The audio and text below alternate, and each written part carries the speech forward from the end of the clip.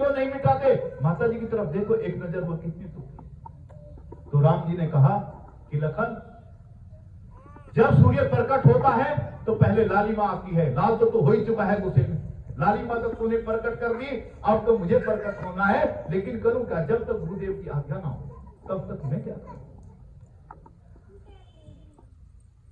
कहने लगे गुरुदेव की आज्ञा। गुरुदेव से गुरुदेव की तरफ लखाए तो गुरुदेव ने इशारा कर दिया क्या कि जब फसल सूख जाए उसके बाद पानी आए तो राम जी पानी आने का मतलब भी क्या रह जाएगा? राम जी ने कहा कि गुरुदेव मैं आपकी परमिशन चाह रहा था, और राम जी गए और राम जी ने जाकर उस धनुष पर प्रंतास चढ़ाना था। बस जोर चढ़ाने की बात थी, तोड़ने की नहीं थी।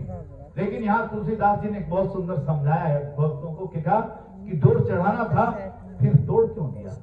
क्योंकि धनुष जो है अहंकार का प्रतीक था, अहंकार का प्रतीक था, इसलिए अहंकार को तोड़ना ही चाहिए, उसे जोड़ना नहीं चाहिए। तो उन्होंने कहा इसको तोड़ने में भलाई है, और राम जी ने धनुष बाण को उठाकर उसके अखंड टुकड़े कर दिए। बोलो सियापति रामचंद्र भगवान की।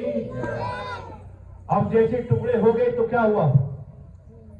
सबको आनंद आ गया, और जो मुरझाए फूल थे सब खिल गए कि बस सखियों के तो मन की दशा तुलसीदास जी कहते हैं कि ठिकाना नहीं रहा। और शंकर भगवान से भी प्रार्थना कर दिया था कि हे भोलेनाथ, जो आज तक हमने तपस्या की है, यज्ञ किए हैं, जो भी किया है, बस आज अपने धनुष का भार तुम हल्का कर दो, बस जानकी जी की शादी एक बार से इनके साथ में हो जाए। अब जैसे घटना घटी तो वरमाला की तैयारी, और जैसी वरमाला की तैयारी हुई तो जानकी जी थी, तो राम जी जो थे, देखो कितने शालीनता में रहते हैं, कितनी मर्यादा में रहते हैं। जब माला का नंबर आया तो माता जी के हाथ में माला थी, और राम जी ने गर्दन झुकाकर यूं खड़े सामने। तो काफी देर हो गई, राम जी ने कहा कि डालो ना जल्दी, तो माता जी ने भी कह दिया, कहने ले क्या कि धनुष टूटने में कितना टाइम लगा, अब माला में भी तो विलंब होगा। तो जब माला डाले तो कथा वाचकों ने अपने तरीके से समझाया कि क्या कि जब माला डाले तो राम जी की हाइट कुछ ज्यादा हो रही थी, माता जी कम हो रही, माला जाएगी। अब माता जी इसी विलंब में थी कि कैसे करें, क्या करें।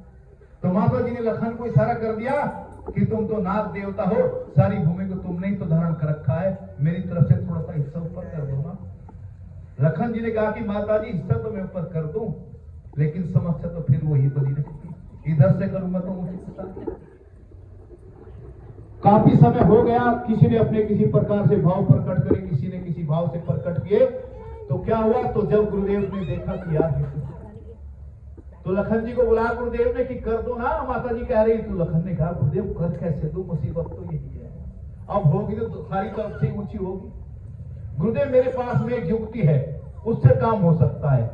कहने लगे क्या युक्ति है तुम्हारे पास में? गुरुदेव बस में करके ही प्रैक्टिकल रूप में दिखा देता हूं, आप देख लेना, मेरे पास एक युक्ति मेरे दिमाग। और ये भी मैं कहता हूं मुक्ति भी युक्ति से ही होगी, अगर जीवन में युक्ति होनी चाहिए। और जब व्यक्ति बुद्धि में अपनी जोर देता है किसी कार्य के लिए, युक्ति तभी मिला करती है।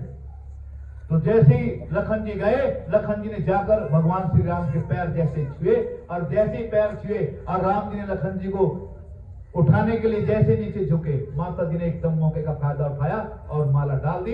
बोलो शंकर भगवान की।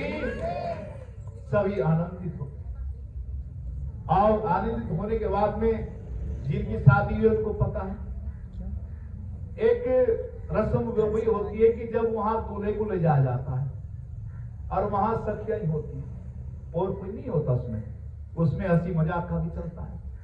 अब राम जी तो बेचारे बड़े बोल रहे हैं, इनको भी लेके कहने के चलो हमारी कुल देवी की पूजा करो। राम जी का चलो। अब जैसे वहां लेकर गए तो क्या काम किया, सखियों ने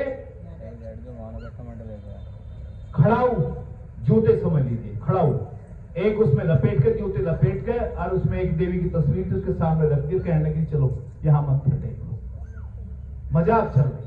अब जैसे राम जी तो बेचारे भोले हैं, जैसे ही मत्था टेकने वाले थे पीछे से भरत जी आ गए, और भरत जी ने देखा कि ये तो गजब हो गया, दोनों खड़ा उठाकर अपने मस्तक पर रख लिया। और आप सबको पता है उन्हीं खड़ाओं से भगवान की, मेरे भाई की यहाँ हंसी हो जाती, यहाँ मजाक उड़ जाता और खड़ा उसे कह दिया कि तुमने मेरे भाई की रक्षा की है और मैं तुम्हें अपने सर्वधारी करूंगा। और जब रामचंद्र जी को 14 वर्ष का वनवास हुआ, वही खड़ा भरत जी लेकर आए और सिंहासन पर रखकर उन्हीं से सिंहासन चलाया। तो वहां पर जब चल रहा था तो एक सखी ने कहा कि ये बैठे हैं ना, ये सांवले कलूटे, राम जी को सांवले कलूटे कहते हैं। कहने लगे ये तो जब बैठे दिख रहे हैं, कहने क्या कि हमारी जानकी जिनके पास में बैठी है और ये तो दिखाई भी नहीं। अब लखन जी को क्रोध चढ़ा, ऐसी बात कोई भाई के बारे में कैसे वह पक्के हो गए। कहने लगे मेरे भाई को सांवला कहती हो? कहने लगे हाँ, ये तो इसके प्रकाश में जानकी जी के दिख रहा है। और कहने लगे ज्यादा नहीं बोल। लखन जी ने कहा क्योंकि तेरे भाई को हमें पता बांटे को मैं फूल तोड़ते ही पसीने आ रहे थे। और कहने लगे वो तो हमने शंकर भगवान से प्रार्थना कर दी थी कि बच्चे नाजुक हैं, दूल्हे नाजुक हैं, इसका धनुष का भार हल्का कर दो, पर मुझे ये धनुष तुमने तोड़ दिया है। और दोनों का ये वार्तालाप वहां चलता है। तो कहने लगी कि तो एक सखी ने कहा कि ज्यादा मत बोलो भाई, बच्चे को शांत करो, कोई आदमी तो करो शांत, इसे कोई बाहर एक बच्चे की वजह से कथा में विलंब पड़ रहा है, ये अच्छी बात नहीं है। मैं 4 दिन से इसी बात को समझा रहा हूं, ये बच्चों को तो घर छोड़ जाओ। ये बच्चे ने नहीं पता है, कथा में मैं कहता हूं ये तो चलो एक छोटा प्रोग्राम है हो रहा है, लेकिन मैं बताता हूं जहां हमारी कथा में हजारों हजारों भी आदमी होते ना, कोई जरा सा भी बच्चा नहीं होता और बच्चे को पहले अलर्ट कर देते घर छोड़ जाइए, कथा सुननी है आप कथा सुनिए। नहीं, मैं तुम्हें हकीकत बता रहा, आगे से भी तुम्हें समझा रहा हूं, कहीं भी कथा हो बच्चे को लेकर नहीं आए। अगर